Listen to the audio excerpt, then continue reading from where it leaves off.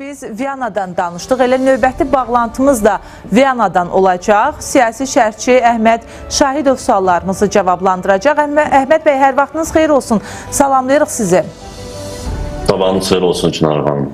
Əhməd bəy, Xarici İşlər Nazirləri Şurasının 32-ci iclası çərçivəsində bilirik ki, Viyanada əhəmiyyətli görüşlər keçirilir və müzakirələr də gedəcək. Ümumiyyətlə, ATƏT-in Minsk qrupunun ləğv olunması ilə bağlı prosesin başa çatmasından sonra bu müzakirələrin getməsi də maraq doğurur. Viyanadan hansı yeni xəbərlər var? Biz artıq Hakan Fidan və dediyimiz kimi Azərbaycanlı həmkarı Ceyhun Bayramov arasındakı görüşün detallarından danışdıq. Gözləntilər nələrdir? Həm də hansı təhlilləriniz var? Eşidək sizin. Bəli, Çınar xanım, mən də ARB24 izləyicilərini, artistlərini paytaxtı Viyana şəhərindən salamlayıram. Təqribən 3 saatdan sonra bu Viyana vaxtı ilə səhər 10-da ATƏT Nazirlər Şurasının növbəti toplantısı Viyanada öz işinə başlayacaq. 57 ölkənin və 11 tərəfdaş ölkənin Xarici İşlər Nazirləri bir araya gələrək ATƏT coğrafiyasında sülh, təhlükəsizlik məsələləri, ümumiyyətlə ATƏT-in institusional fəaliyyətinin gələcəyinə bağlı müzakirələr aparacaqlar. İlk dəfədir ki, ATƏT Nazirlər Şurasının toplantısı Avropa üçün, ATƏT coğrafiyası üçün kritik bir mühitdə baş tutur. Bir tərəfdən Ukrayna-Rusiya müharibəsinin hələ də davam etməsi, sülh prosesi və bu prosesdə Avropa ölkələrinin oyun kənarında saxlanılması ATƏT platformasında ciddi müzakirələrə səbəb olub. Ümumiyyətlə, Avropa ölkələri Ukrayna müharibəsi və ondan sonra baş verən prosesləri özünün gələcək kollektiv təhlükəsizliyi üçün ciddi təhdid olaraq görürlər. Və digər tərəfdən ATƏT-in özünün bir platform olaraq, bir təşkilat olaraq fəaliyyəti ilə bağlı qeyri-müəyyənliklər var. Hələ də 2026-cı il büdcəsi formalaşmayıb və ATƏT-in bəzi qurumları, alt qurumlarının fəaliyyətinin ixtisara alınacağı gözlənilir. Sizin də az öncə qeyd elədiyiniz kimi ATƏT-in Minsk qrupu artıq rəsmi olaraq fəaliyyətini dondurub.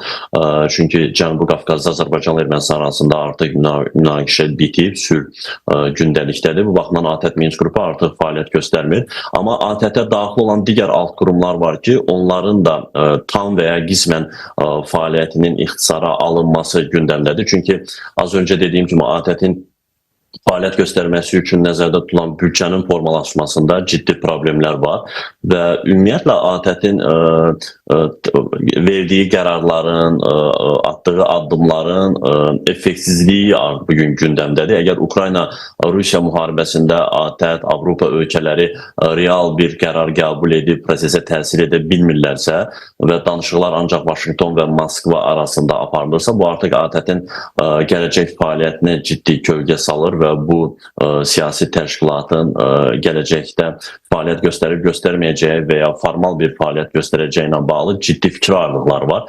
Çünki Avropa daxilində belə bugün Ukrayna-Rusiya müharibəsi məsələsində Brüsselin fikirlərinə ayaqlaşmayan, uzlaşmayan fikirlər var. Macarıstan, Slovakiya liderləri tamam fərqli şəkildə düşünürlər. Bu baxımdan xüsusən də Amerika Birləşmiş Ştatlarının Ukrayna müharibəsində Avropanı oyundan kənarda saxlaması, bu artıq Avropa ölkələrinin gələcək təhlükəsizliyi üçün ciddi suallar doğurur və bugün Avropa liderləri ilk dəfə Viyanada özlərinin gələcəkdə Amerika Birləşmiş Ştatlarsız müstəqil addım atmaqsı, Ukrayna müharibəsində Ukraynaya hərbi yardım göstərilib göstərilməyəcəyi ilə bağlı qərarlar verəcəklər və nəzərə alsaq ki, ATƏT-in elə əsas aparıcı üzvü Amerika Birləşmiş Ştatlarıdır. Bu baxımdan Viyanada keçiriləcək, bugün və sabah keçiriləcək toplantıların gərgin keçəcəyi və real bir qərarların verilməyəcəyi gözləniləndir.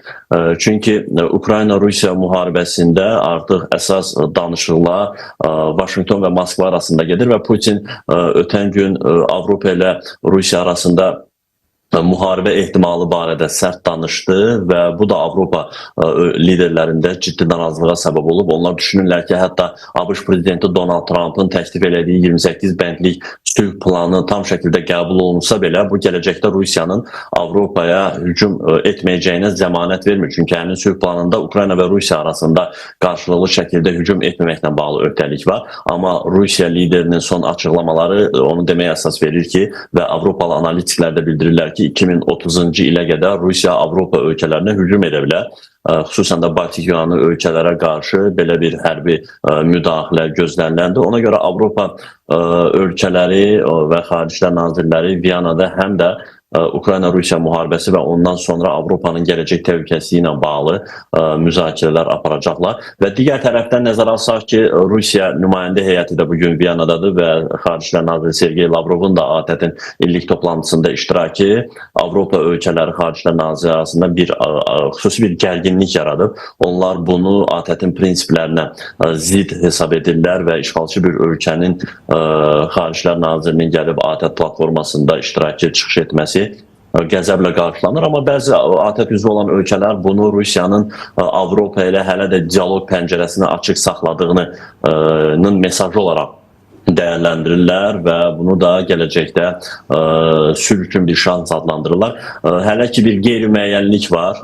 Bir neçə saatdan sonra toplantı öz işinə başlayacaq və gərgin keçəcəyi gözlənilir. Azərbaycan Xarici İşlər Naziri Ceyhun Bayramov da artıq ötən gün Viyanaya gəlib və Türkiyəli həmkarı və digər ölkələrdə olan həmkarlarla görüş keçirdi. Təbii ki, Azərbaycanın da gündəliyində Cənubi Qafqazda sülh prosesi, Ermənistanla Azərbaycan arasında sülh danışıqları və qarşılıqlı etimad mühitinin formalaşması və xüsusən də ATƏT-in Minsk qrupunun rəsmən fəaliyyətinin dayandırılması kimi məsələlər var ki, bu da Nazir Ceyhun Bayramovun ATƏT Nazirlər Şurasının toplantısındakı çıxışında öz əksini tapacaq. Təşəkkürümüzü bildiririk. Əhməd bəy, minnətdarıq sizə, uğurlar arzuluyuruq və təbii ki, Ararat Mirzayan da elə ora gedir, yəni Viyanaya, Brüsseldən Viyanaya üst tutur bu danışıqlarda, müzakirələrdə iştirak üçün.